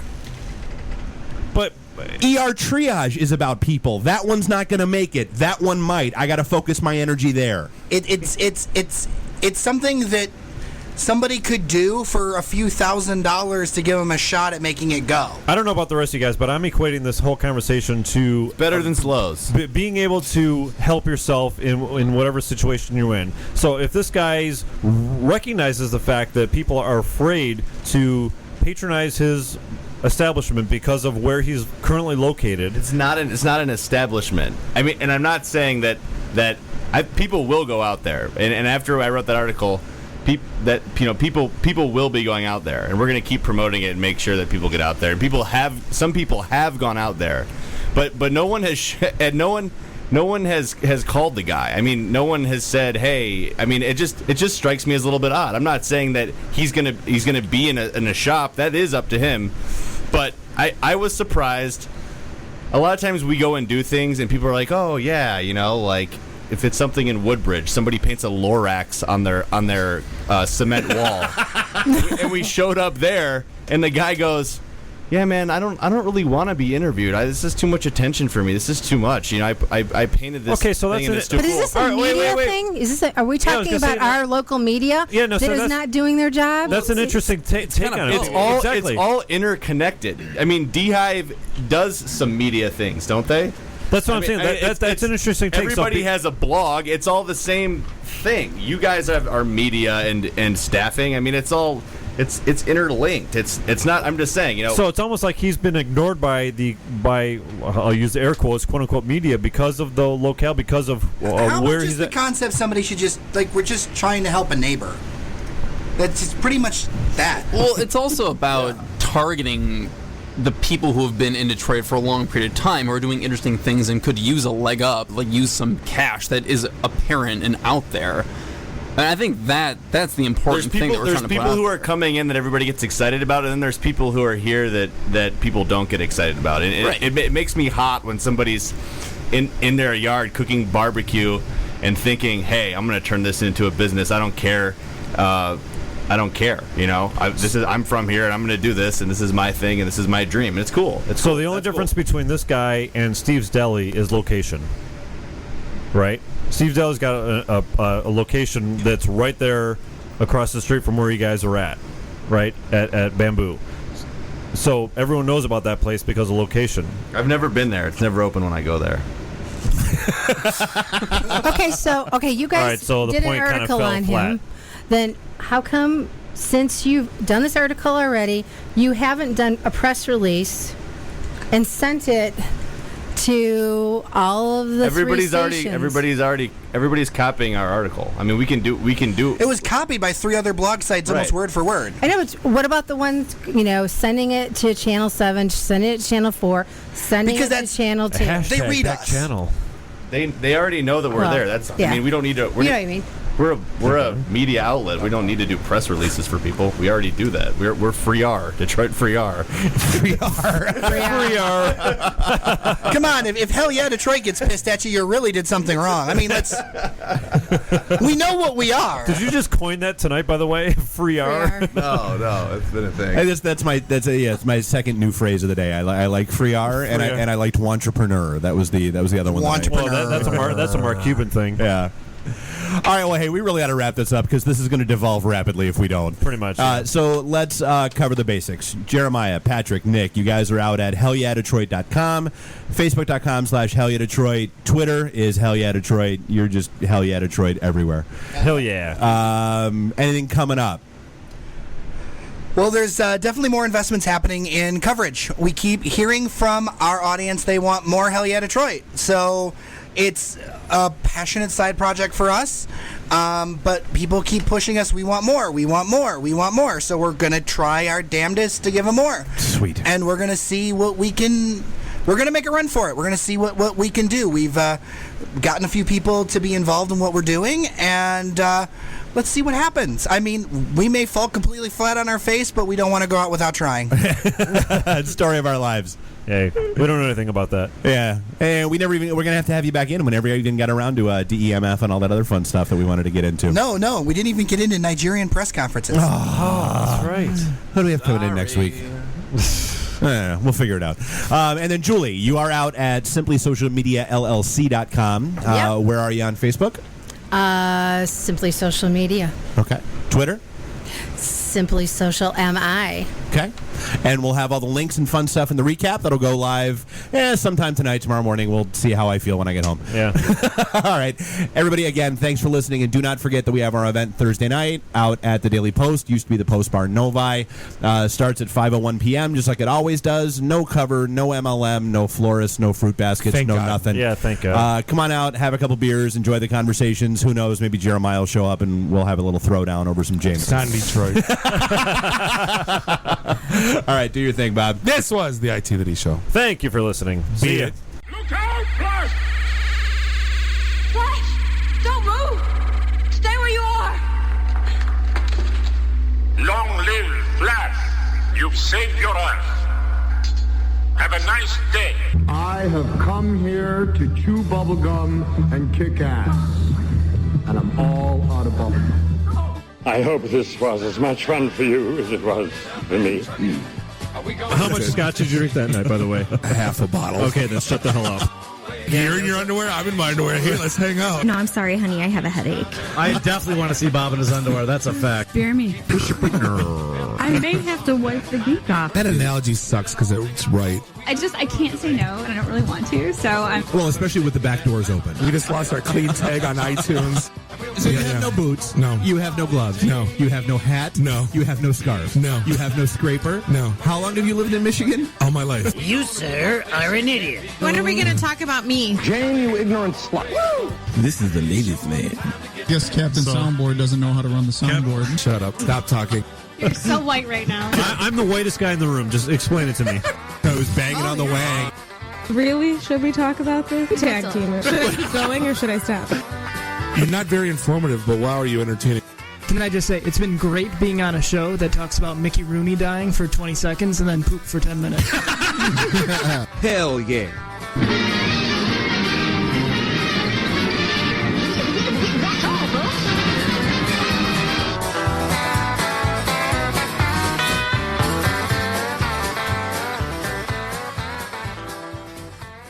This is a previously recorded episode of the IT in the D Show.